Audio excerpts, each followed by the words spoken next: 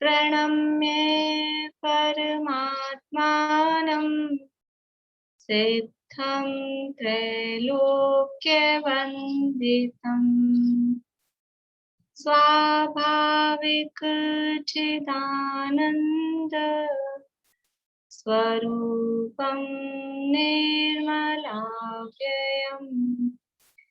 शुद्ध जीवादिद्रव्याणां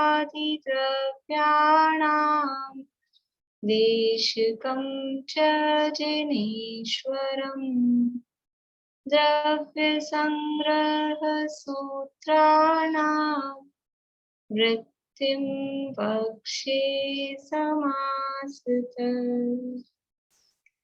जीवमजीवमदत्वं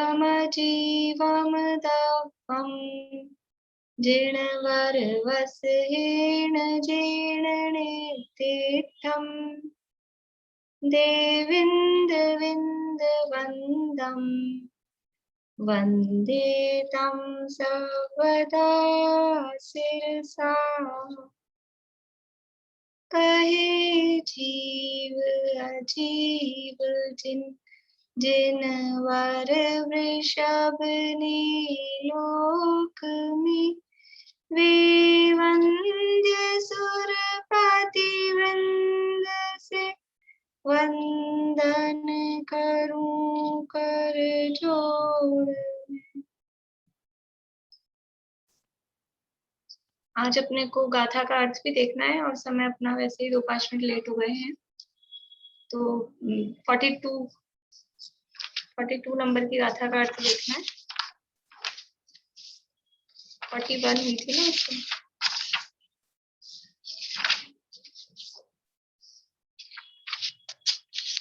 तो 42 नंबर की गाथा का अर्थ अपने को देखना है। पेज नंबर है 205। 205 नंबर पेज पे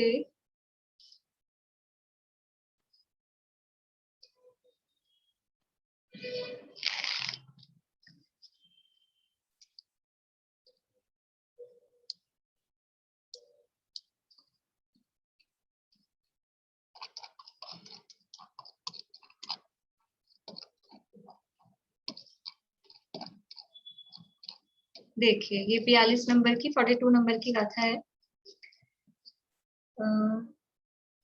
पीछे कौन बोलेंगे?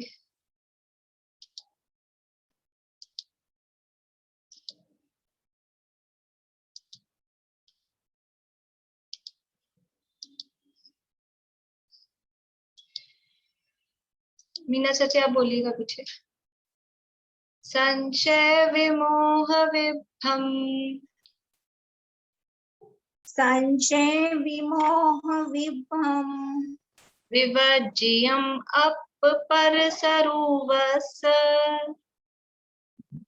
विवर्ज्यम् अपरसरूपस्य गहनं सम्मन्नाणम् गहनं सम्मन्नाणम् गहनं सम्मन्नाणम् गहनं सम्मन्नाणम् सायारमणीयभेयं तु सायारमणीयभेयं तु सायारमणीयभेयं तु सायारमणीयभेयं तु सायारम नहीं, सायारमणीयभेयं सायारमणीयभेयं तु सायारमणीयभेयं तु सायारमणीयभेयं तु सायारमणीयभेयं तु। देखिए अर्थ देखते हैं पहले। संशय विमोह विभ्रम। संशय, संशय लिखा है, संशय, संशय का अर्थ है संशय। संशय समझते हैं हम, शंका करना किसी भी चीज में, ऐसा है कि ऐसा है, कुछ संशय हो जाता है। परस्पर विरुद्ध दो कोटि में, यानी दो बातों में ये है कि ये है, ऐसा निर्णय नहीं हो रहा है, वो कहलाता है संशय। तो संशय। फिर विमोह। विमोह का अर्थ है विभ्रम। विमोह का अर्थ होता है विभ्रम और नहीं, विमोह का अर्थ, विभ्रम तो तीसरा है, विमोह का अर्थ विमोह और विभ्रम तीसरा शब्द है विभ्रम।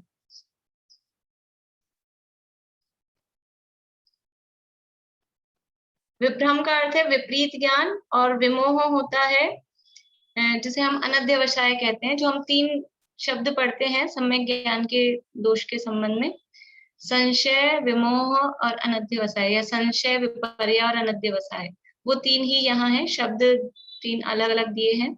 संशय की जगह तो संशय है ही, और विपरीत की जगह विभ्रम है, और विमोह का अर्थ है अनध्यवसाय, यानी मोह से जो विपरीतता आई हुई है, विमोहित हो गया है, वो कहलाता है विमोह। तो ये अनध्यवसाय के लिए शब्द दिया है। संशय, विमोह, विभ्रम। विवर्ज्यम, विवर्ज्यम यानी विवर्जित, मतलब उसका वर्जित करते हैं, यानी उससे रहित। वर्जित करने के अर्थ में विवर्ज्यम शब्द है, और उसका अर्थ बनेगा इससे रहित, संशय से रहित, विमोह से रहित, विभ्रम से रहित, इन तीनों से रहित। अप पर सरुवस्य, अप यानी अपना, आत्मा का, पर यानी पराया, दूसरे का, आपा पर का, अपने और पर का, स्व पर का, स्वरूपस्य स्वरूप का, अपने और पर के स्वरूप का, संशय, विमोह और विभ्रम से रहित, अपने और पर के यानी स्वपर के स्वरूप का, गहनम यानी ग्रहण, वो सम्मन्नानम, वो सम्यक ज्ञान है। संशय, विमोह, विभ्रम से रहित, अपने और पर के स्वरूप का ग्रहण। अपने और पर के स्वरूप का ग्रहण मतलब ग्रहण कैसे होगा? ज्ञान में ग्रहण, ज्ञान की बात चल रही है, तो ज्ञान में ग्रहण मतलब जानना।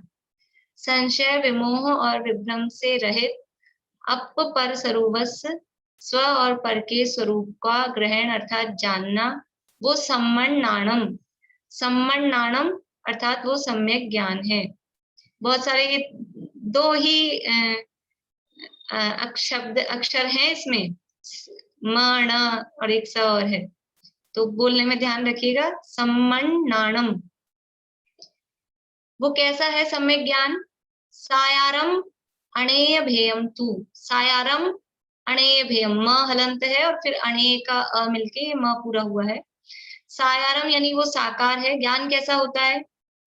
साकार उपयोग में, साकार उपयोग रूप होता है ज्ञान, तो साकार है और अनेक भेद वाला है। अणेय भेयम तू, वो अनेक भेदों वाला है। वो सम्यक ज्ञान साकार है, ज्ञान का स्वरूप ही साकार है, और वो ज्ञान अनेक भेद वाला होता है। साकार का अर्थ क्या है, वो सब विशेष अर्थ अपन जब पढ़ेंगे, टीका में बहुत अच्छा खुलासा वहां किया है, तभी अपन पढ़ेंगे। अभी केवल शब्द अर्थों को देखते हुए गाथा को याद करने के हिसाब से हम देख रहे हैं। मैं बुलवा रही हूँ एक बार फिर से। हाँ चमेली आंटी आप बोलिएगा।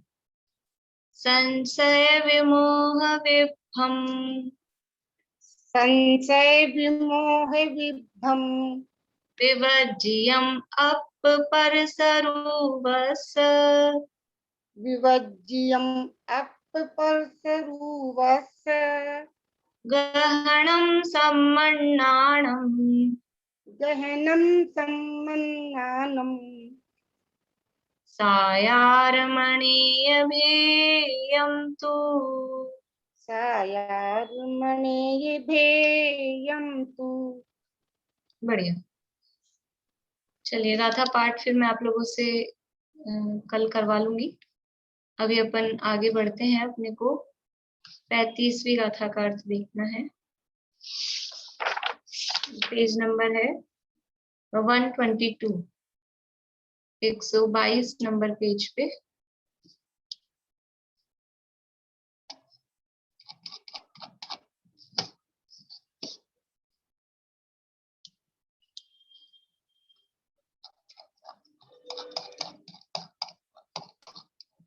देखिए गाथा पढ़ते हैं जब तक।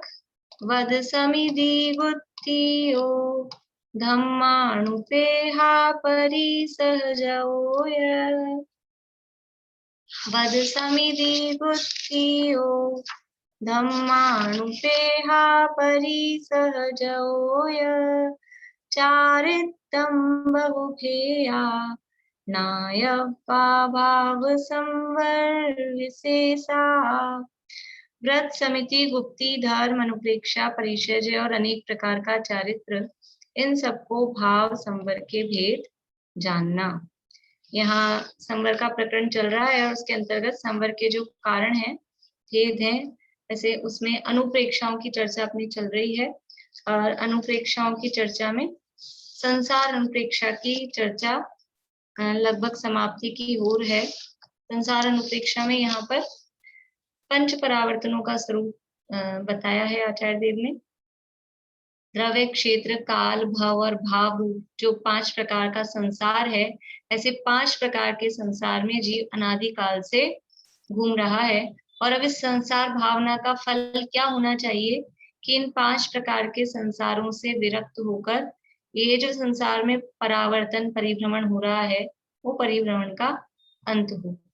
तो परसों अपन ने भव संसार की बात यहाँ देखी थी कि चारों प्रकार के भवों में कुछ विशिष्ट पदों को छोड़कर बाकी सब पदों में अपनी शुद्धात्मा की भावना से रहित होते हुए ये जीव अनंत बार जन्म और मरण करता आया है।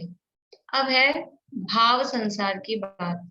भाव संसार का कथन किया जाता है, वह इस प्रकार है। देखिए, मैं पढ़ूंगी और आप लोगों को वो विषय ख्याल में लेते जाना है, क्योंकि फिर से ज्यादा समझाने अपन, यानी जो शब्द नए हैं उसमें तो बात करेंगे ही, लेकिन जो बातें अपनी पढ़ी हुई हैं उसको मैं रीडिंग ही करूंगी।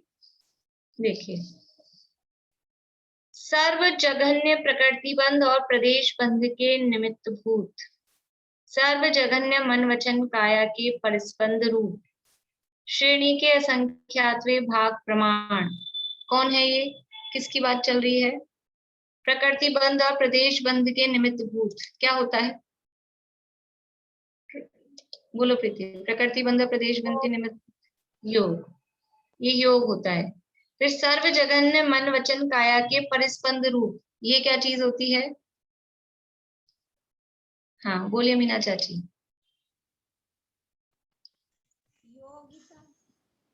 आवाज नहीं आ रही आपकी, लेकिन लिपसिंग से पता लग रहा है योग बोल रहे हैं, ये भी योग। हाँ, आवाज नहीं आ रही आपकी। औरों को आ रही है? किसी को आ रही है क्या आवाज उनकी? नहीं आ रही ना। फिर है श्रेणी के असंख्यात्वे भाग प्रमाण। श्रेणी के असंख्यात्वे भाग क्या चीज है?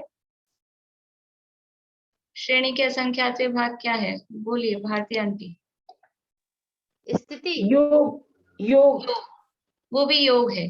श्रेणी के असंख्यात्वे भाग किसकी संख्या बताई थी? योगों की, यानी योग की बात चल रही है। 3 पॉइंट जो बताए हैं, तीनों पॉइंट योगों के लिए। सर्व जगन्य प्रकृति बंध और प्रदेश बंध के निमित्त भूत। सर्व जगन्य तो जगन्य की बात चल रही है, इसलिए है। बात क्या है? प्रकृति बंध और प्रदेश बंध के निमित्त भूत हैं, वो योग होते हैं। मन वचन काय के परिस्पंद रूप, वो भी योग होते हैं।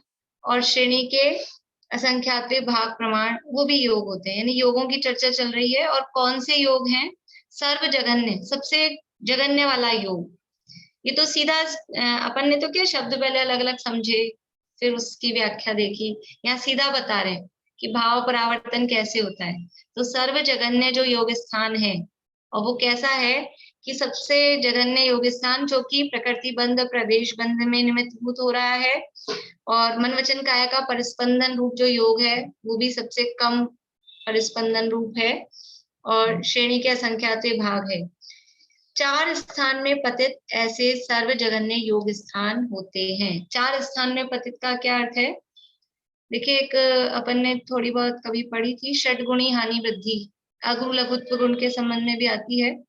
प्रत्येक पर्याय में हर समय 6 प्रकार की वृद्धि, 6 प्रकार की हानि होती रहती है। ये जो अविभागी प्रतिच्छेद बदलते हैं, जैसे जो पुद्गल में अपन ने पढ़ा था, स्निग्ध रुक्षत्वाद बंध न जघन्य गुणानाम गुण साम्य सदृशानाम द्वैधिक आदि गुणानाम। तो ये जो अपन ने नियम पढ़े थे, तो जो एक अंश वाला है, एक गुण वाला, स्पर्श गुण वाला परमाणु है, वो किससे बन सकता है? जिसमें एक ही गुण स्निग्ध का है, एक गुण स्निग्ध वाला, वो किससे बनेगा? हाँ मीनू जी बोलिए। तीन गुण, या तो रुक्ष का हो या स्निग्ध का हो, तीन हो। 3, इनका जवाब सही है। 3 कौन कौन बता रहे हैं?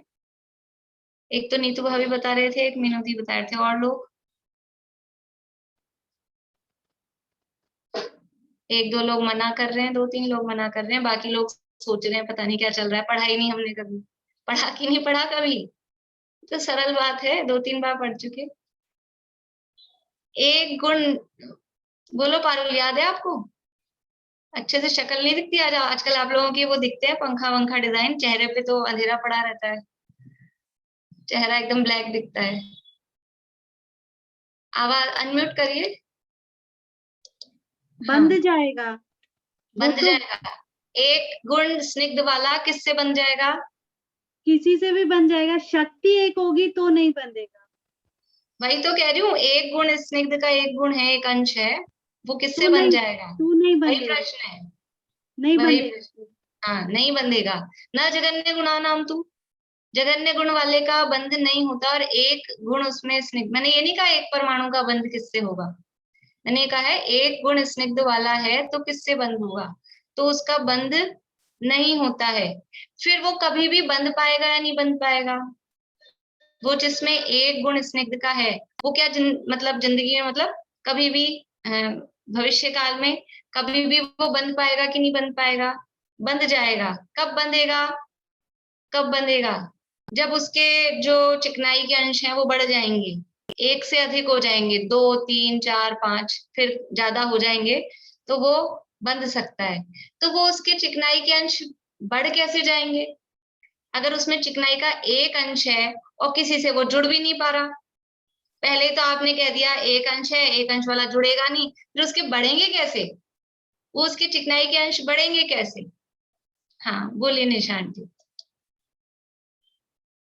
षटगुणी वृद्धि हानि होती रहती है निरंतर गुणों।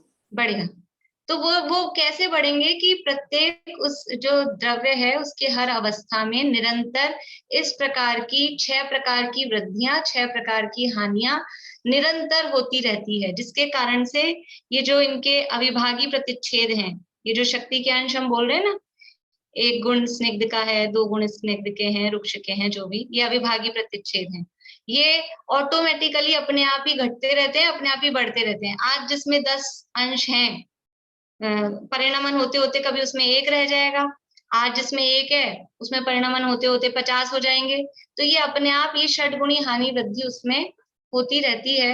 वो षटगुणी हानि वृद्धि क्या होती है, कैसे होती है, वो तो अभी अपन बहुत ज्यादा नहीं समझेंगे, लेकिन वो 6 प्रकार की हानियां, 6 प्रकार की वृद्धियां, यानी अनंत भाग हानि, असंख्यात भाग हानि, संख्यात भाग हानि, फिर संख्यात भाग असंख्यात भाग हानि नहीं, असंख्यात भाग हानि, संख्यात भाग हानि, फिर संख्यात भाग वृद्धि, असंख्यात भाग वृद्धि, अनंत भाग वृद्धि, ऐसा ये भाग वाला हुआ। फिर गुणाकार में अनंत गुणा हानि, असंख्यात गुणा हानि, संख्यात गुणा हानि, फिर संख्यात गुणा वृद्धि, असंख्यात गुणा वृद्धि और अनंत गुणा वृद्धि, ऐसे 6 प्रकार की वृद्धियां और 6 प्रकार की हानियां वो प्रत्येक पर्याय में हर समय चलती रहती है।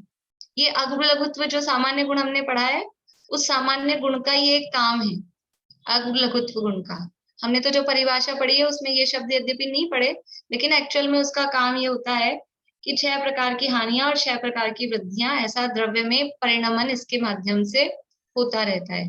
तो यहाँ क्या बता रहे हैं, यहाँ कह रहे हैं, वापस आ जाइए यहाँ पे, 4 स्थान में थोड़ा सा पहले से पढ़ते हैं, उसके योग्य श्रेणी के असंख्यातवें भाग प्रमाण 4 स्थान में पतित ऐसे सर्व जघन्य, नहीं मैं नीचे आ गई थी, ऊपर से पढ़ना था, 4 स्थान में पतित ऐसे सर्व जघन्य योग स्थान होते हैं। अब ये जो योग स्थान है, इन योग स्थानों में 6 प्रकार की वृद्धि नहीं होती है, 4 प्रकार की ही वृद्धि, 4 प्रकार की ही हानि होती है, ये यहाँ बता रहे हैं। 4 स्थान में पतित मतलब जो 6 प्रकार की वृद्धियां और 6 प्रकार की हानियां अभी बताई, उसमें से जो योग स्थान है, उन योग स्थानों में अनंत भाग वृद्धि और अनंत गुण वृद्धि, अनंत भाग वृद्धि और अनंत गुण वृद्धि, अनंत वाला जो स्लॉट है वो उसमें नहीं होता है।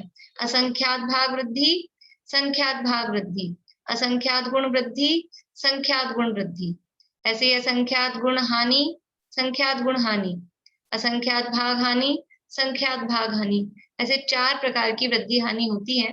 जिनको ये याद हो, समझ में आ रहा हो तो ठीक है, पर समझ लेना कि जो 6 गुणी हानि वृद्धि होती है, उस 6 गुणी हानि वृद्धि में से इसमें 4 ही प्रकार की होती है। अनंत वाला जो स्लॉट है वो इसमें नहीं होता है। ठीक है, बाकी इतना आप लोग समझ लेना। फिर से ऊपर से पढ़ रही हूँ। सर्व जगन्य प्रकृति बंध और प्रदेश बंध के निमित्त भूत, सर्व जगन्य मन वचन काया के परिस्पंद रूप, श्रेणी के असंख्यातवे भाग प्रमाण, 4 स्थान में पतित, ऐसे सर्व जगन्य योग स्थान होते हैं।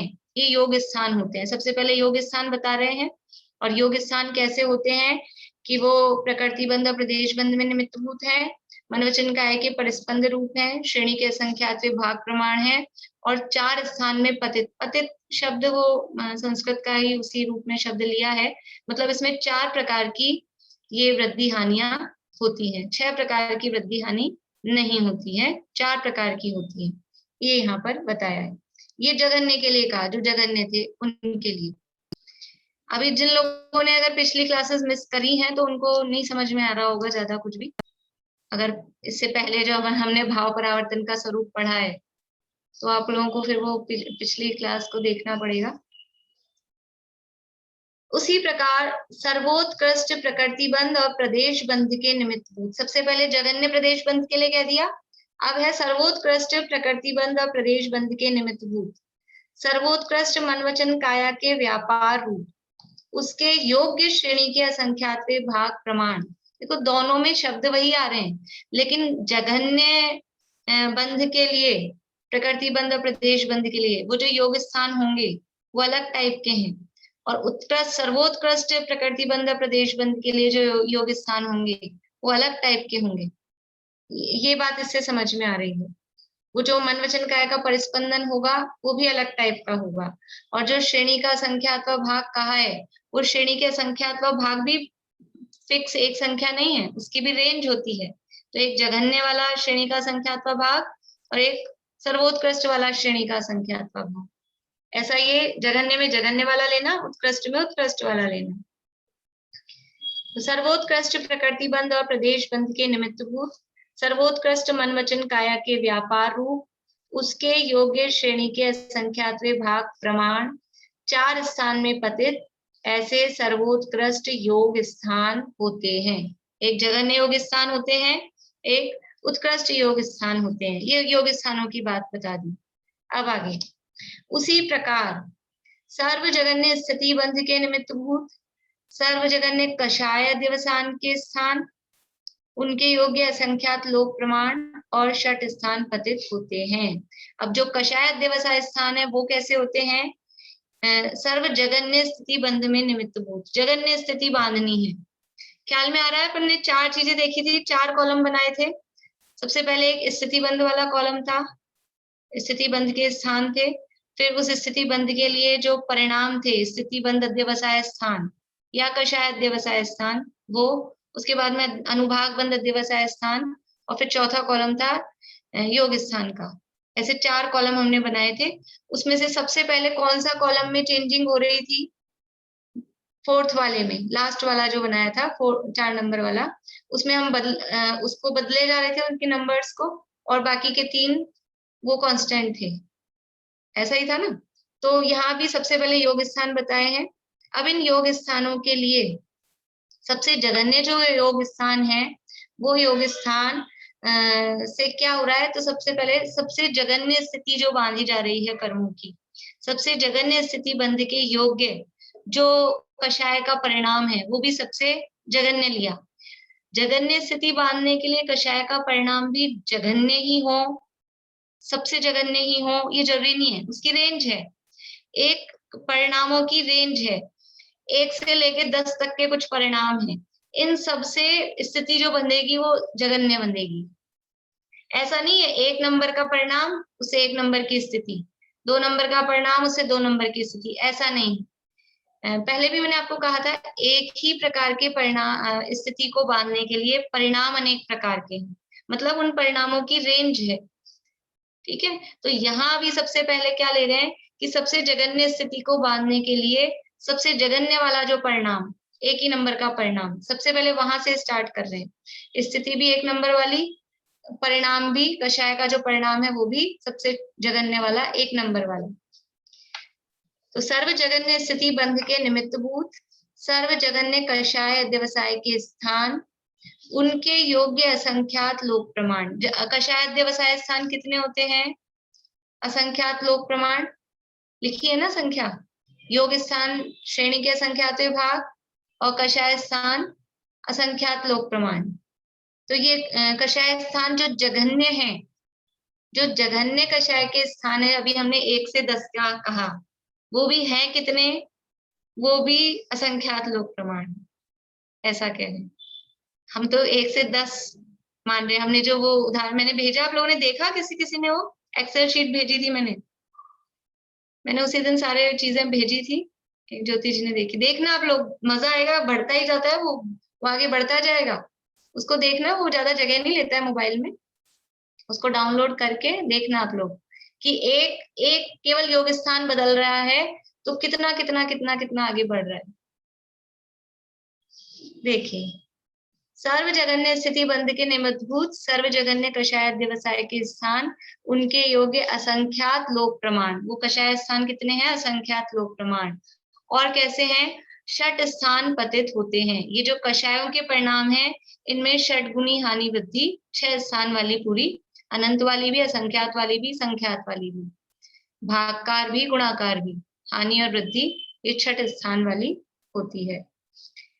तथा सर्वोत्कृष्ट स्थिति बंध के निमित्तभूत, अभी जघन्य वाली बात की, अब जो सर्वोत्कृष्ट स्थिति है, जैसे ज्ञानावरण की 30 कोड़ा कोड़ी सागर की सर्वोत्कृष्ट स्थिति है, उसके निमित्तभूत सर्वोत्कृष्ट कषाय व्यवसाय के स्थान भी असंख्यात लोक प्रमाण है। सबसे उत्कृष्ट स्थिति बांधने के लिए परिणाम कितने प्रकार के हैं? एक ही होगा, नरक की 33 सागर की आयु बांधने वाला परिणाम वो एक ही होता होगा। बस मुनिराज के गले में सर्प डालो तो ही 33 सागर की आयु बंधे, ऐसा है क्या?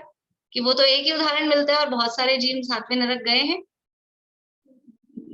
पुराणों में उदाहरण है, नाम है। महामत्स्य तोड़ ना वो 7वें नरक जाता है तो मुनिराज के गले में मरा हुआ सर्प डालता है, यह परिणाम करता है ऐसा।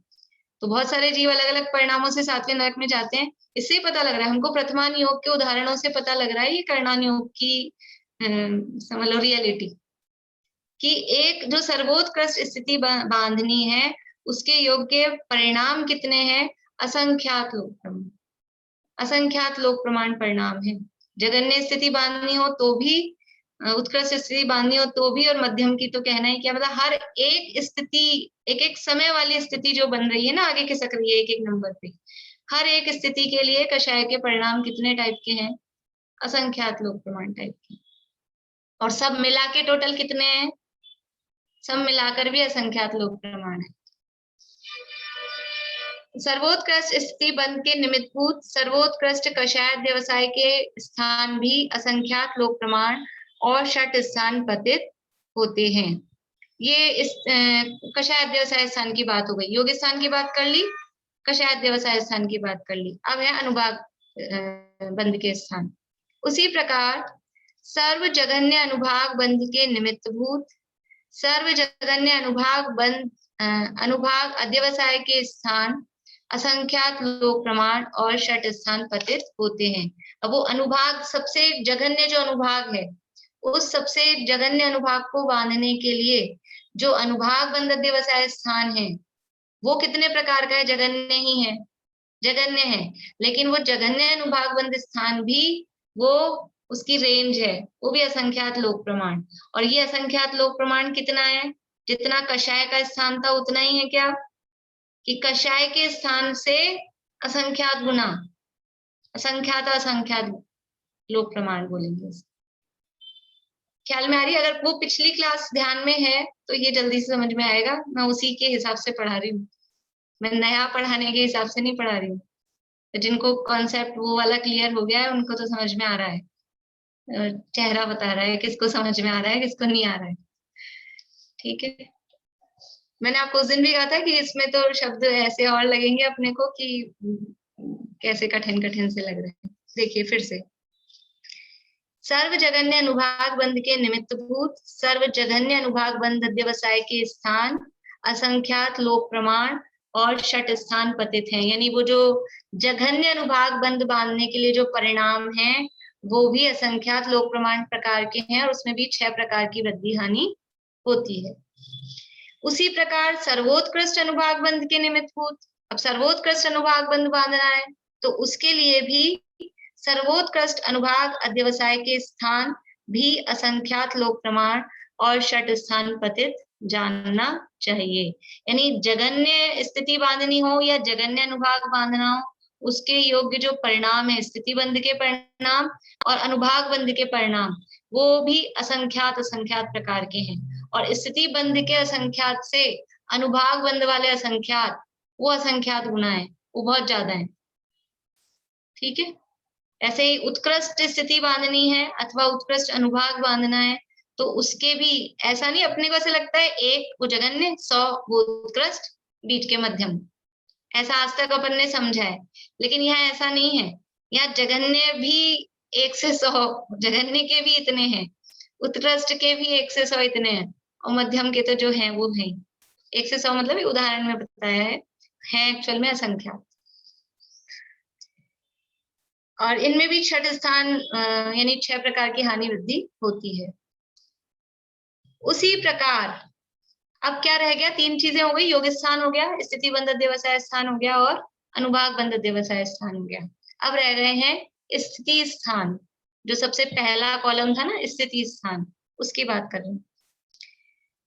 उसी प्रकार अपने अपने जघन्य और उत्कृष्ट भेदों के मध्य में तारतम्यता पूर्वक मध्यम भेद भी हैं। अभी हमने जगन्य की बात की है, मध्यम की जगन्य की बात की है, उत्कृष्ट की बात की है।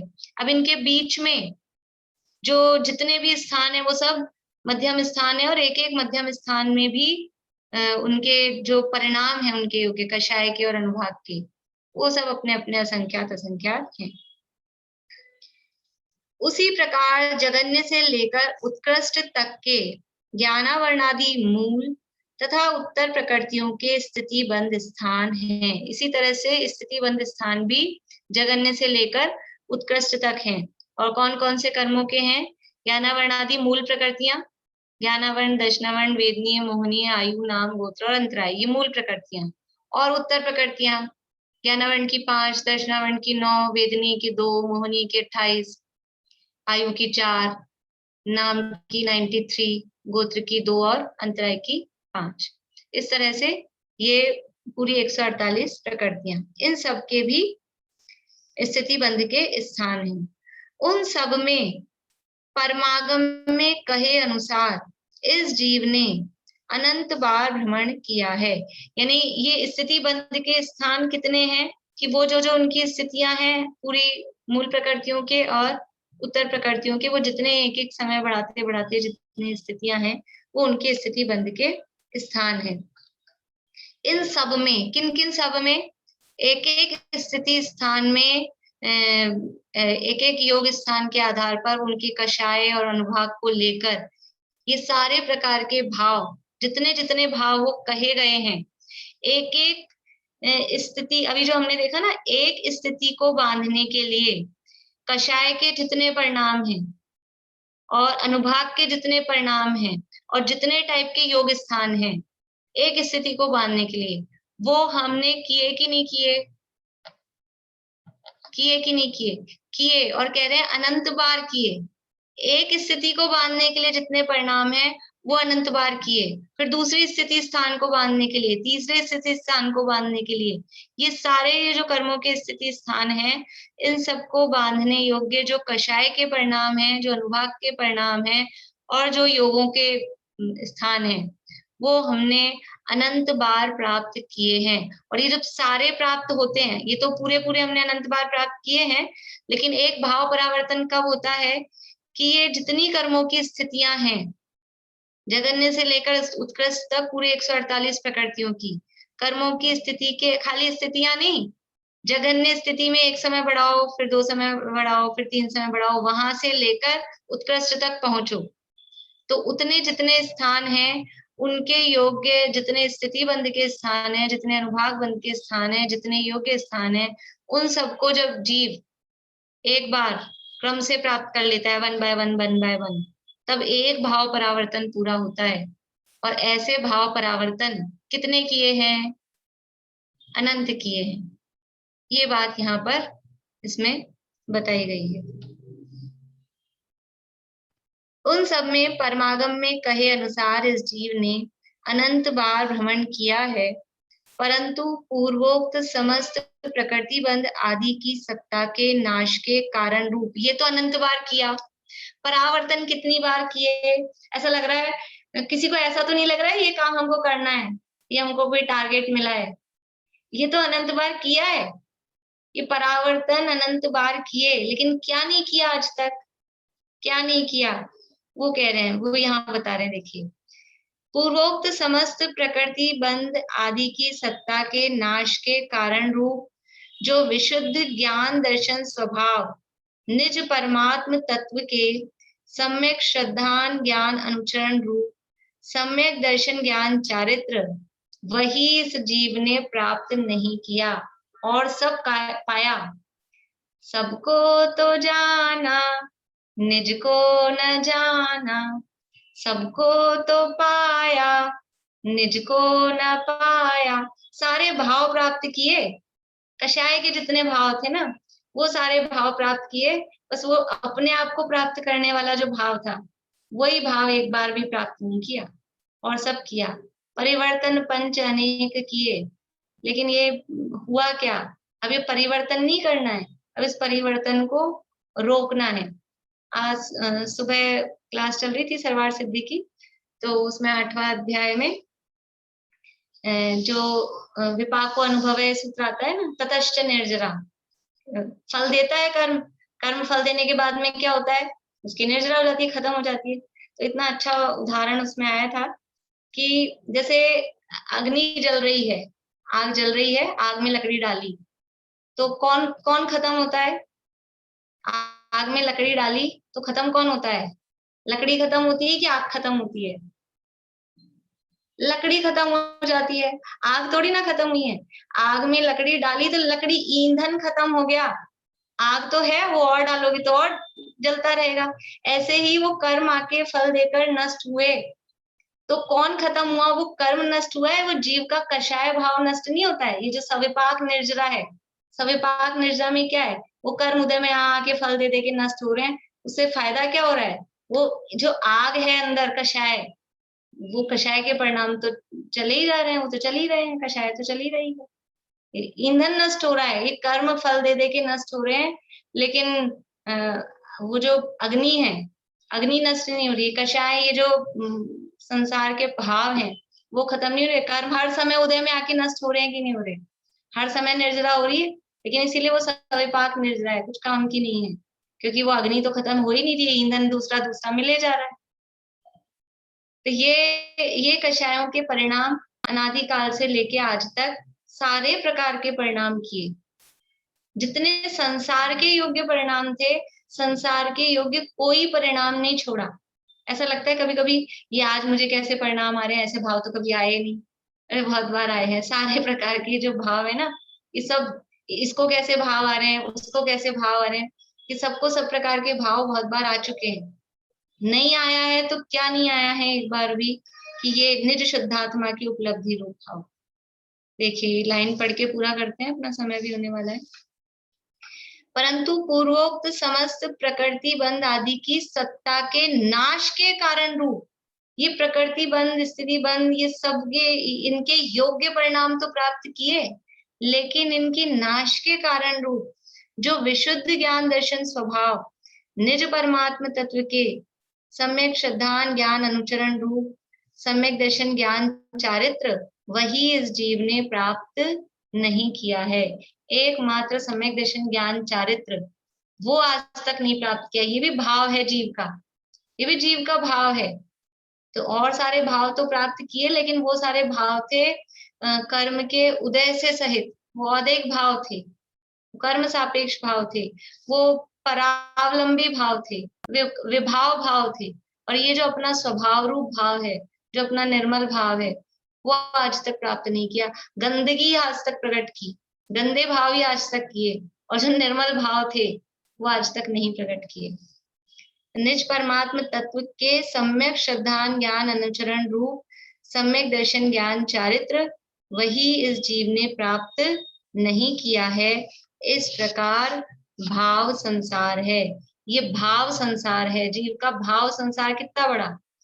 द्रव्य संसार, अब ये 4 प्रकार का संसार, द्रव्य संसार, क्षेत्र संसार, काल संसार, भाव संसार, और 5 प्रकार का कहो तो द्रव्य, क्षेत्र, काल, भव और भाव। तो ये भाव संसार कितना बड़ा है, तो भावों में कितना बड़ा होता है। बाहर से तो कितना सा दिखता है, 2 कमरा है, इतना सा घर है, इतना सा संसार है हमारा, 4 प्राणी है, 2 कमरे हैं, लेकिन अंदर से भाव संसार का मतलब ये भावों में कितना फैला रखा है, कहाँ कहाँ अपनत्व कर रखा है, किस किस को अपना मान रखा है, और कितने कितने प्रकार के परिणाम कर रखे हैं, इसका नाम है भाव संसार।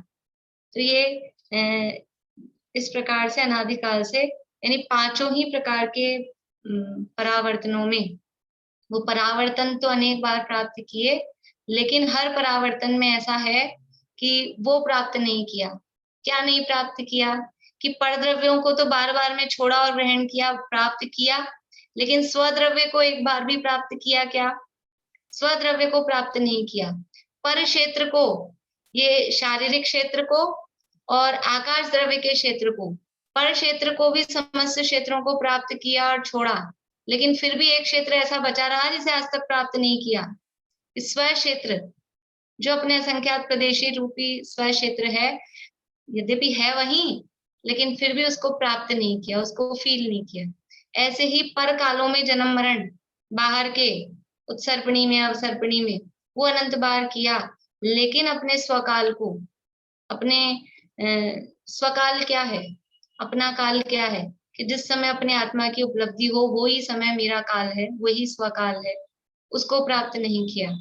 इसी तरह से बाहर के भवों में परिभ्रमण किया, लेकिन अपने स्वरूप में कभी भी रमण नहीं किया। वहां तो परिभ्रमण किया और अपने स्वरूप में रमण होता है, आनंद होता है, वो नहीं किया। और बाहर के भाव, पर भाव, वो सभी प्राप्त किए, लेकिन अपने स्वभाव को, रत्नत्रय रूप स्वभाव को आज तक प्राप्त नहीं किया। तो इस प्रकार से ये 5 परावर्तन का स्वरूप समझकर हम इन 5 परावर्तनों का अंत करके और अपने स्वद्रव्य क्षेत्र का अनुभव को प्राप्त करें। यही इसका पढ़ने का फल है। ये 5 परावर्तन अभी आगे और आएगा, खत्म नहीं हुआ, ये फल बताएंगे। अभी पैराग्राफ बड़ा है इसलिए मैंने अभी पढ़ा नहीं है, बहुत अच्छा इसमें फल बताएंगे, क्या फल होता है। और आप सभी, पहले भी अपन ने चर्चा की थी, पहले पढ़े थे तब, इन 5 परावर्तनों को पढ़ने से हमको क्या लाभ हुआ, क्या लाभ हो सकता है। हो गया है तो बहुत ही अच्छी बात है, नहीं हुआ है तो क्या लाभ हो सकता है, किस तरह से हम इससे लाभान्वित हों, वो कल आप विचार के आना, और ये आगे की बात अपन करेंगे। अभी यहीं पूरा करते हैं। बोलिए चमेली आंटी। अपन ने जैसे पढ़ा था कल, तो उसमें तो अपन ने पहले स्थिति लिया, फिर कथा अध्यवसाय, फिर अनुभाग वाला और फिर योग स्थान। इसमें जैसे एक पहले ले रखा है, वो बाद में दे रखा है, तो वो क्या है, वैसे पहले योग स्थान बताते हैं, पर वो जब अपन उसको बनाएंगे ना, ये तो यहाँ इन्होंने बताया ऐसे है, लेकिन जब हम अभी प्रैक्टिकल जब हम करेंगे तो सबसे पहले जगन्य स्थिति को लेंगे, स्थिति का स्थान, फिर उसके योग्य विषय का स्थान, फिर उसके योग्य अनुभाग का स्थान, फिर उसके योग्य जो योग स्थान, वो उल्टा उल्टा उधर से चलेंगे फिर। हाँ। अच्छा, ठीक है, समझ में आ गया। चलिए जिनवान स्तुति करेंगे अपन।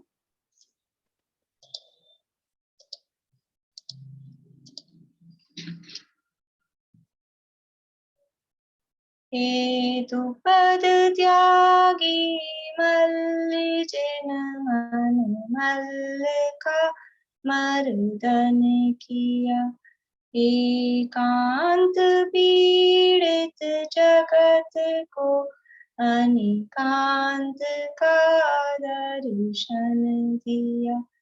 तुमने बताया जगत को, क्रमबद्ध है सब परिणमन। हे सर्वदर्शी सर्वज्ञानी, नमन हो शत शत नमन। नमन हो शत शत नमन। 9 बार नमोकार।